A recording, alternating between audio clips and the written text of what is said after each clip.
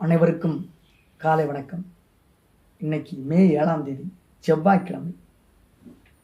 உலக புகழ்பெற்ற கவிஞர் ரவீந்திரநாத் தாகூர், இலக்கியத்துக்கான நோபல் பரிசு வென்றவரும் குருதேவ் என்று அன்புடன் அழைக்கப்பட்டவருமான ரவீந்திரநாத் தாகூரோட பிறந்த தினம் என்று.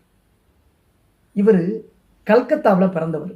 1861 ஓரியண்டல் செமினேரி பள்ளியில் ஆரம்ப கல்வி கற்றுக்கிட்டார். பள்ளிக்கு செல்வதை துன்பமாக கருதினார். எனவே பல ஆசிரியர்கள் வீட்டுக்கு வந்து கற்பித்தனர். 8வது வயதிலேயே கவிதைகளை எழுத தொடங்கினார்.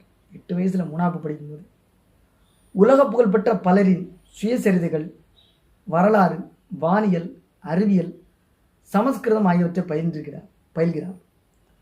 இவர் மனம் வங்காளம், சமஸ்கிருத மொழியில் நாட்டம் கொண்டது.